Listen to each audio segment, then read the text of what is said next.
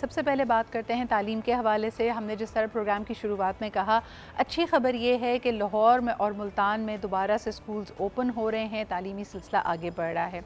अगर हम देखें इंटरनेशनल स्टैंडर्ड्स की, तो ओवर मैनी ईयर्स बल्कि 90 सालों की एनिवर्सरी अब सेलिब्रेट की जा रही है ब्रिटिश काउंसिल पाकिस्तान की, जिसने हमेशा ही इंटरनेशनल स्टैंडर्ड्स और ज़बरदस्त ग्लोबल करिकुलम को पाकिस्तान में इंट्रोड्यूस किया। और पाकिस्तानी टीचर्स, असातिज़ा और स्टूडेंट्स ने भी कभी मायूस नहीं किया। हमारे पूरे स्कूल सिस्टम्स इस ग्लोबल कम्पिटिटिव एग्ज़ाम्स में हमेशा ही, जो कि कैम्ब्रिज बोर्ड और मुख्तलिफ बोर्ड्स के, लंदन बोर्ड के थ्रू होता है, उसमें बेहतरीन परफॉर्मेंस होती है। हम आपको बताते चलें कि 90 साल की जो एनिवर्सरी है ब्रिटिश काउंसिल की और दुनिया भर में जो इनका फुटप्रिंट है, उसकी सेलिब्रेशंस में पाकिस्तान ब्रिटिश काउंसिल भी शामिल है।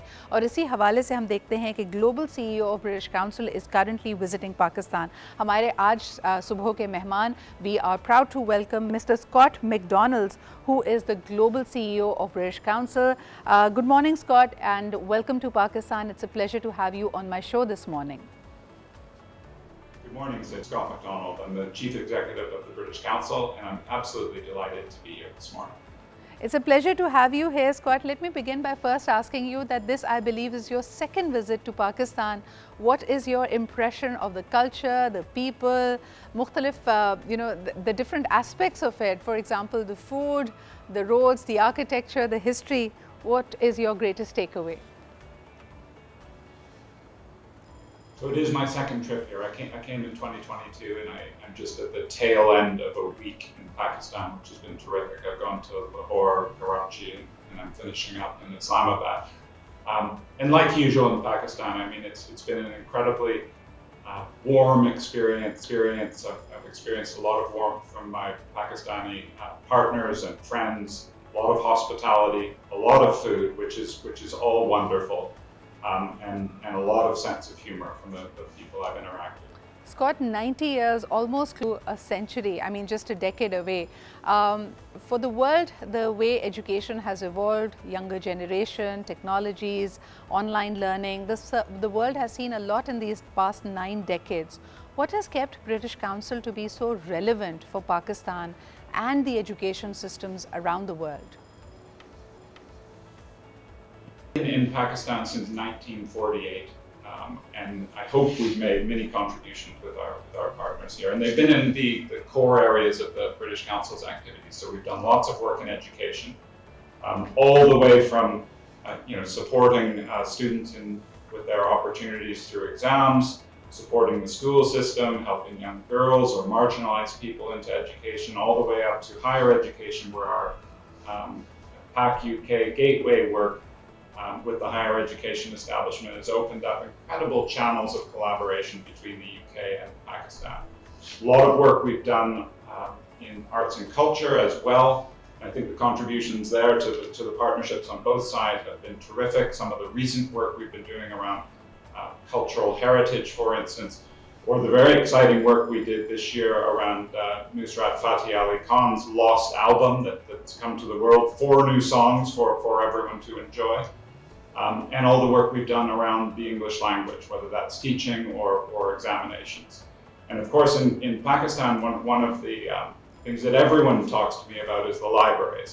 And these have provided for many, many years a space for people to gather, have discussions, hopefully do a little bit of reading as well. And that's been a significant contribution, I hope. You're absolutely spot on with the variety of things that have been contributed, but please do let me know, when it comes to the core values, what does British Council stand for, and especially after the turn of the century, what are some of the key things that you will continue contributing to?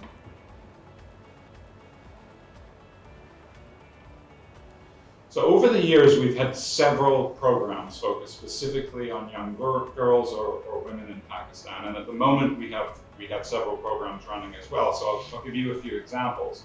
One is our support for the Scottish Scholarship Scheme.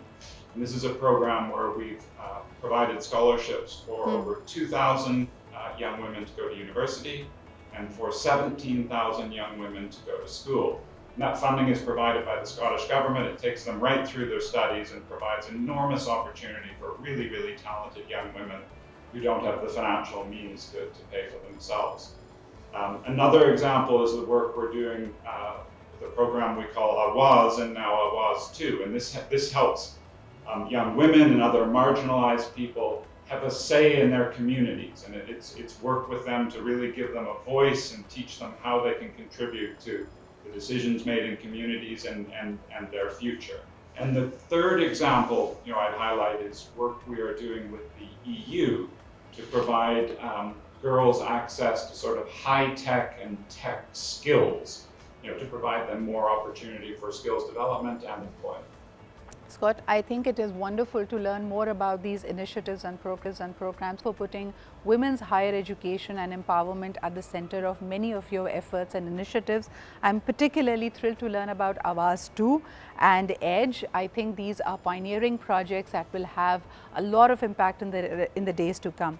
But in particular, because the world has seen a variety of ups and downs, the students demand more, scholarships in higher education has become even more challenging for Pakistani students. So what more can the British Council do to strengthen the ties between Pakistan and UK, in particular when it comes to the academic side of it? What does it mean for institutions? What does it mean for teachers? If you could highlight some of those areas. So what I want to do over the next decade is continue to build on all the work we've done since 1948, continue to strengthen our partnerships with all of our partners and friends in Pakistan, and really focus in on the problems that affect both countries that we need to jointly address. So, for instance, the education emergency now is very, very high on our list, and we want to do everything possible across all parts of education, work with our partners and find ways to help address the education emergency. And if that's something we can make an impact on over the next decade, I'd be very proud of our efforts there. But we'll also continue to do our work in arts and culture, whether that's in cultural heritage, or whether that's focused on music or dance, where we connect people from the two countries so they get an appreciation of each other, understand each other, and we build trust. And then, of course, we will continue our work in English, whether that's teaching or providing opportunity to the millions of students that we do through the examination work we do. So my vision is to do more, to strengthen our relationships, and to spend a lot of time working with our wonderful partners.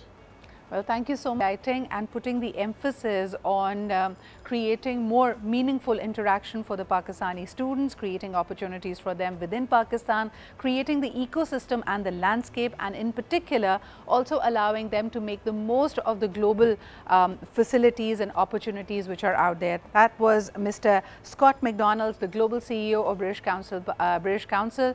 We are proud to have him over as our guest this morning and also be visiting Pakistan for the second time.